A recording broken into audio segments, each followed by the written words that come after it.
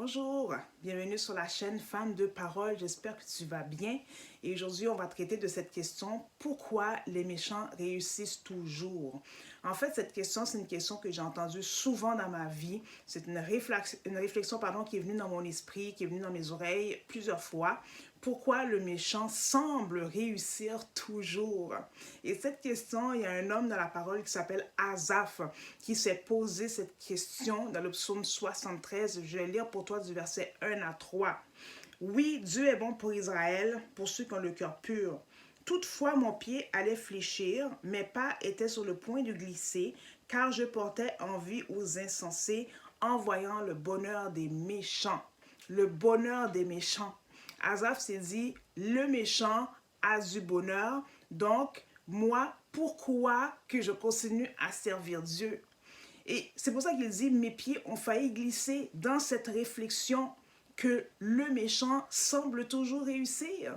Et Asaph, c'est pas n'importe qui, c'est un homme vraiment qui sert dans la maison de l'Éternel, c'est un homme qui chante, c'est un chanteur dans la maison de Dieu, c'est quelqu'un qui a écrit des psaumes, mais voilà qu'il s'est posé cette question, comment ça que le méchant, lui, il réussit? Et vraiment, cette réflexion a amené Asaph dans l'envie, envier celui qui est méchant.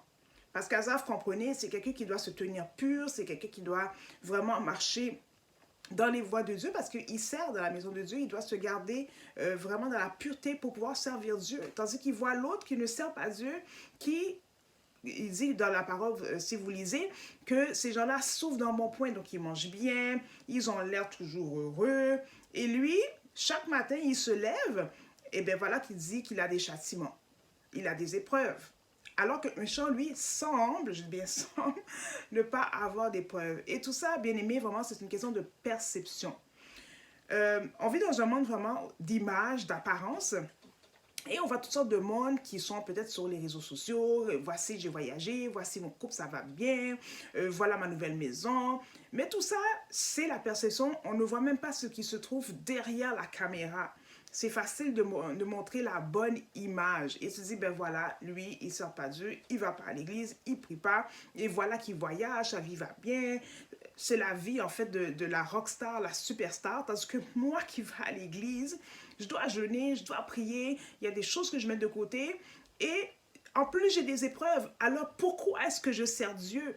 Et voilà qu'Asaph s'est posé cette question aussi. Il dit, pourquoi je sers Dieu? Est-ce que c'est pas en vain que je sers Dieu parce que moi, je suis pas béni alors que le méchant, lui, il est béni? Vraiment, en réfléchissant à ça, excusez-moi, j'ai fait deux constats. Premièrement, que servir Dieu, c'est pas un gage que tout va aller bien dans notre vie. Ça, c'est une chose. Donc, on peut pas dire je servir Dieu comme garantie que je serai qu'uniquement béni. Non, parce que même quand je sers Dieu, je peux avoir des épreuves.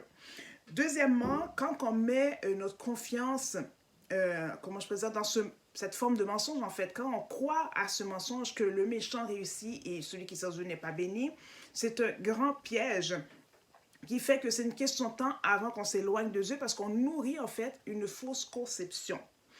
Et ce que je voulais te dire par rapport à ça, c'est que Asaph a pris le temps de réfléchir là-dessus. Il dit, ok, mais voici maintenant face à un choix. Vivre comme le méchant ou continuer à vivre pour Dieu?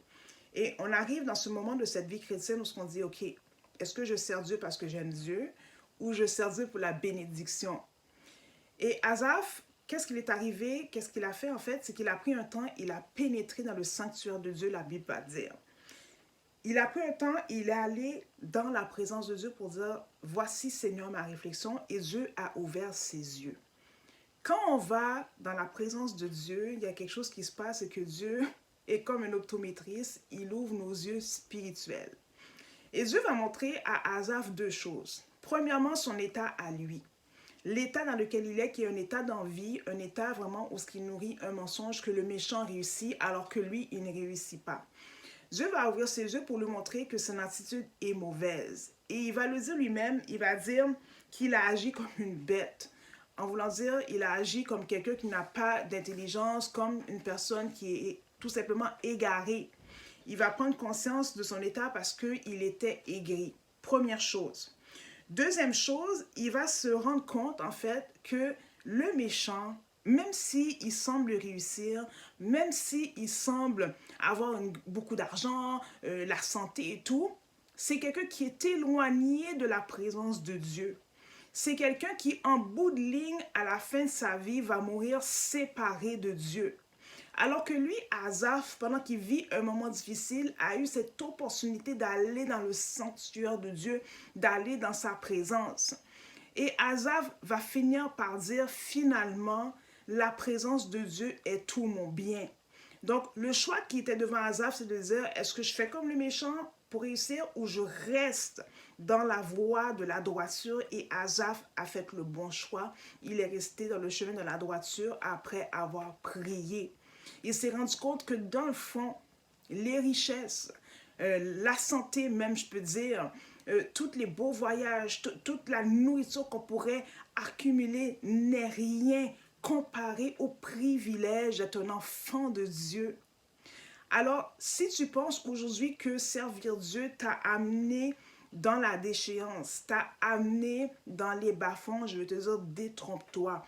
Ce n'est qu'une image, ce n'est qu'une perception, parce que celui qui est loin de Dieu, crois-moi, il est beaucoup plus malheureux que toi. Même s'il a les biens matériels, même s'il a une femme, même s'il a des enfants, et peut-être que toi, tu n'en as pas, il est beaucoup plus malheureux que toi.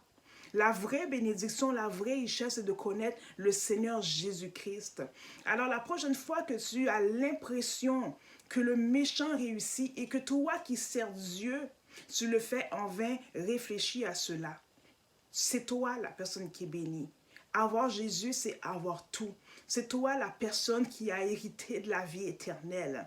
Alors le méchant, lui, il ne faut pas l'envier. Au contraire, il faut même avoir la pitié pour lui, la tristesse, parce qu'il ne connaît pas la vraie bénédiction qui se trouve dans le Seigneur. Alors j'espère que cette réflexion t'a éclairé. Si tu as aimé, like, partage et abonne-toi si tu n'es pas abonné à ma chaîne. Alors sois béni et passe une bonne journée et on se revoit pour une prochaine capsule. Bye bye.